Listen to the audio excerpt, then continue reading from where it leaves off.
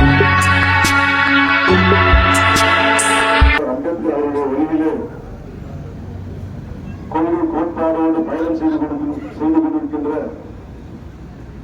எழுச்சி தமிழர் மரியாதைக்குரிய அன்னார் முனைவர் போல் திருமாவளவன் நாடாகின்று அவர்கள் வழிகாட்டுதலின்படி இன்று நம்முடைய விடுதலை சிறுத்தைகள் சார்பாக மனசார்பற்ற முழுமைக் கூட்டணியுடைய வெற்றி வேட்பாளர், திராவிட முன்னேற்ற கழகத்துடைய வெற்றி வேட்பாளர், அன்பிற்கு பாசத்திற்குரிய அன்பு அண்ணன் அவர்கள் எஸ். சத்யா அவர்களை ஓசூர் சட்டமன்றத்து பேரவைக்கு உதயசூரி சின்னத்திலே போட்டிருக்கிறார்.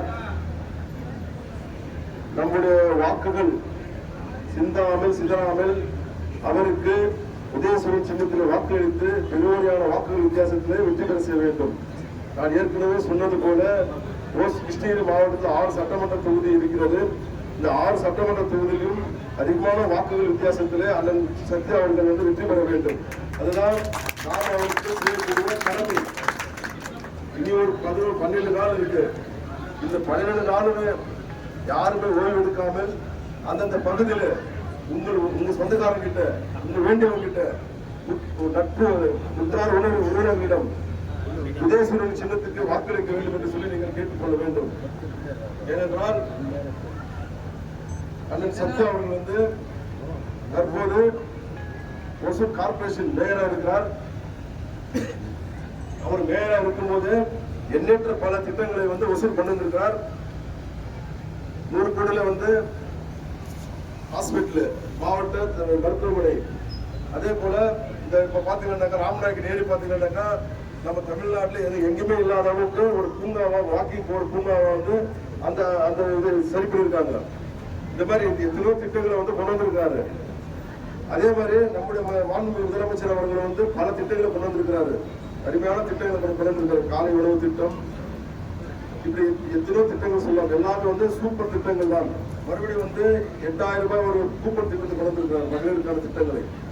எனவே தோழர்களே, தயவு செஞ்சு நீங்க வந்துருக்கிறவங்க எல்லாமே ஓட்டர்ஸ் தான். எல்லாமே உதயசூரியன் ஓட்டு தான், யாருமே கிடையாது.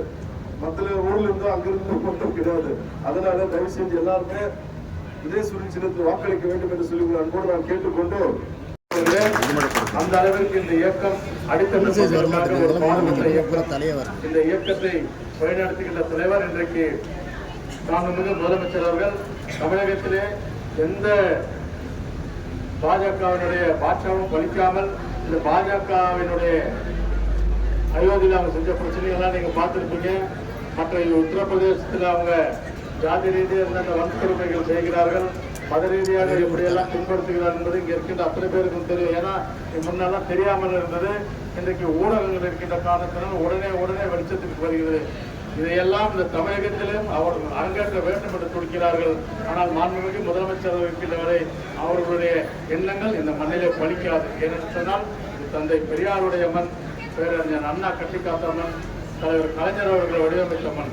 ஆகவே இந்த மண்ணிலே நாம் எல்லாரும் பார்த்தீங்கன்னா தந்தை பெரியாருடைய கொள்கையும் புரட்சியாளர் அம்பேத்கருடைய கொள்கையும் ஏற்றுக்கொண்டவர்கள் தான் என்பதை இந்த நேரத்தில் நான் சொல்லிக் கொள்கிறேன்.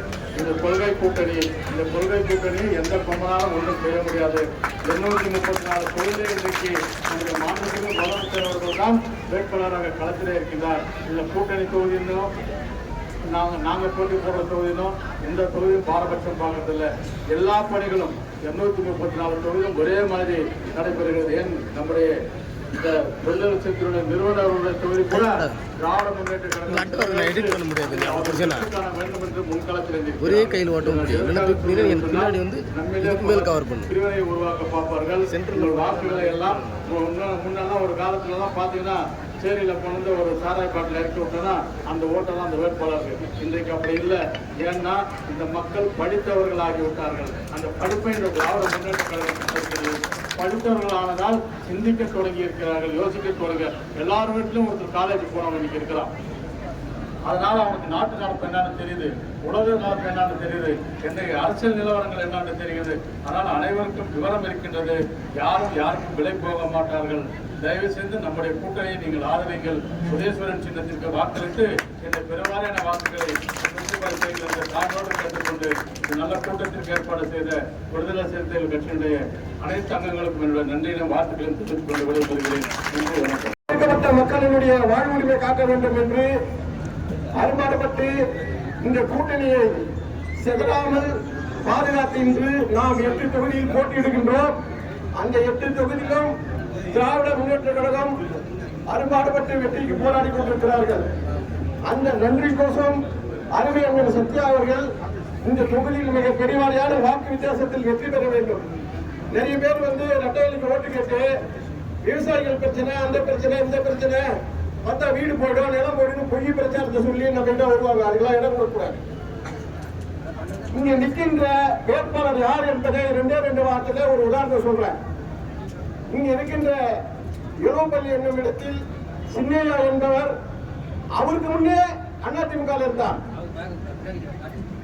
இங்க இருக்கிற சின்னையா அவர்கள் பாலகிருஷ்ண ரெட்டி வேட்பாளராக நிக்கிறதுக்கு முன்னே ரெட்டையில இருந்தாரு. எம்ஜிஆராகவே அவர் வேஷம் போட்டு ஊரா ரெட்டையிலை வளர்த்தாரு, கட்சியை வளர்த்தாரு.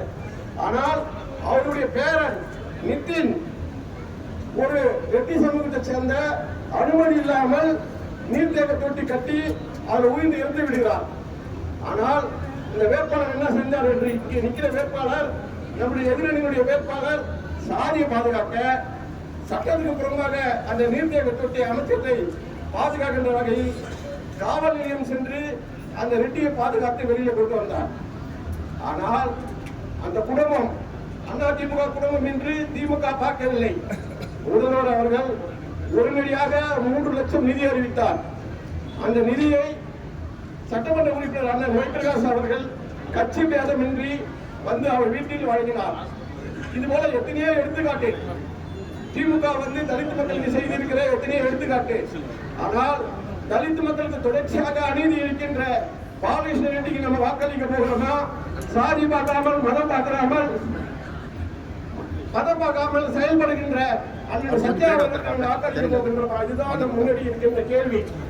தேர்தல் தமிழ்நாட்டுக்கு காசு அதிகம் தேர்தல் அதுக்கு விலை போக கூடாது. நம்ம அந்த சத்தியான வந்தா இந்த மண்ணில் சாதி கலவரம் நடக்காது, சமத்துவம் நடக்கும். தலித்துகளுக்கு பாதுகாப்பு வரும். இந்த மனுஷனை